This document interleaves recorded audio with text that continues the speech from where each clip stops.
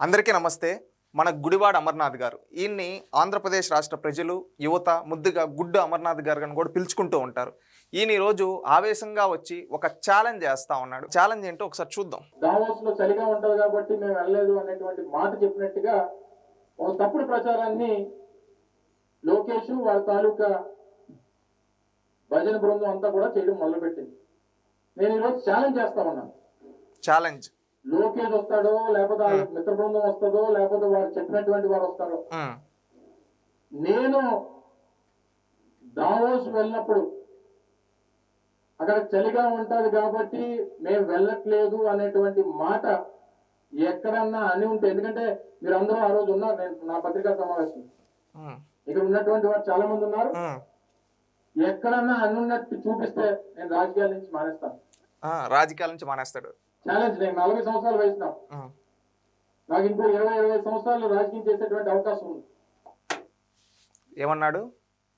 ఆ మాట అన్నట్టు నిరూపిస్తే, చూపిస్తే ఎవరైనా కావచ్చు రాజకీయ సన్యాసం తీసుకుంటా, నాకు 40 ఏళ్ళు, ఇంకొక 20 ఏళ్ళు నేను వదులుకుంటా అని చెప్పాడు. నీ ఛాలెంజ్ యాక్సెప్ట్ చేస్తున్నాం. గుడివాడ అమర్నాథ్ గారు, మీరు ఛాలెంజ్ చేశారు, వీడియో కానీ ఇది కానీ చూపిస్తే మేము పోలేదు, మాకు ఇన్విటేషన్ రాలేదని ఈ విధంగా అని చెప్పి మేము ఆ రోజు దుష్ప్రచారం చేయాల. నువ్వు అన్న మాటలనే చెప్పాం. నువ్వు మర్చిపోయి ఉండొచ్చు, నీకేమన్నా మతిమరుపు ఏమన్నా ఉందేమో, కాస్త మంచి డాక్టర్ దగ్గరికి వెళ్ళి కన్సల్ట్ అవ్వండి. మీరు చేసిన ఛాలెంజ్కి కట్టుబడి ఉండండి. మీరు అన్న మాట ప్రూఫ్. దావోస్ లో జరుగుతున్నటువంటి వరల్డ్ ఎకనామిక్ ఫోరం కి సంబంధించి ఈ రాష్ట్ర ప్రభుత్వానికి ఆహ్వానం పంపలేదు. ఈ రాష్ట్ర ప్రభుత్వానికి ఆహ్వానం పంపలేదు. ఇది నువ్వే కదా గుడివాడ అమర్నాథ్ గారు? మళ్ళీ అది నేను కాదు, అది ఏఐ జనరేటెడ్ అంటావేమో. ఒకసారి చూసుకో, నువ్వే కదా ఆహ్వానం పంపలేదని నీ నోటితో నువ్వే చెప్పావు ఆ రోజు పత్రికా సమావేశంలో. ప్రభుత్వం అందుకనే అక్కడికి వెళ్ళలేదు, ఎవరు కూడా దాంట్లో పార్టిసిపేట్ చేయడానికి వెళ్ళలేదు. పక్కన ఉన్నటువంటి తెలంగాణ వాళ్ళు వెళ్ళారు, లేదా మహారాష్ట్ర వాళ్ళు వెళ్ళారు, ఉత్తరప్రదేశ్ నుంచి వెళ్ళారు అని చెప్పి ఒక లిస్ట్ ని తెలుగుదేశం పార్టీకి సంబంధించినటువంటి వారి సోషల్ మీడియాలో పెడుతూ అసలు మనకు ఆహ్వానమే లేనట్టు, ఆహ్వానం పలకనట్టు వారు ఒక దుష్ప్రచారాన్ని చేస్తూ ఉన్నారు. సహజంగా ఈ సందర్భంలో, అంటే ఈ సమయంలో దావోస్ లో -5, -10 డిగ్రీలు నడుస్తూ ఉంటుంది టెంపరేచర్స్. విపరీతమైన చలి ఉంటుంది. సహజంగా అందరికీ అదే ఉంటుంది కదా. ఎన్నోళ్ళు దాదాపు 2000 గుర్తుపెట్టుకో. ఏమన్నావు? విపరీతమైన చలి ఉంటుంది, ఈ విధంగా ఉంటుందని చెప్పి నువ్వే అంటా ఉన్నావు. ఇక్కడ దుష్ప్రచారం అని నువ్వే అన్నావు ఆ రోజు.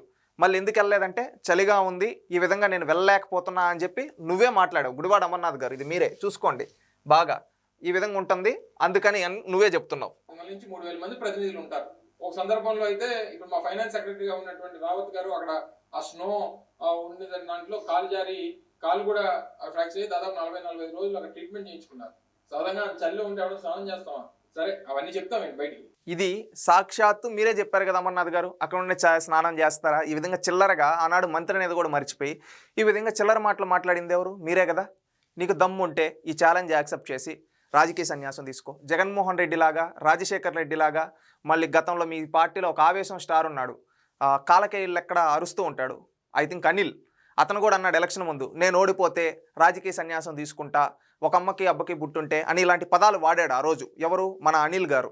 ఈరోజు అదే చిచి పోతే తొండి అని చెప్పి మాట తప్పాడు, మనం తిప్పాడు. ఆనాడు రాజశేఖర్ రెడ్డి గారు 1999లో కూడా చంద్రబాబు నాయుడు మళ్ళీ గెలిస్తే నేను రాజకీయ సన్యాసం తీసుకుంటా అని మళ్ళీ ఆయన కూడా మాట తప్పాడు, మనం తిప్పాడు. ఈరోజు నువ్వు ఇంత ఆవేశంగా చెప్పావు కదా ఛాలెంజ్, మేము చూపించావు నువ్వు అన్న మాట.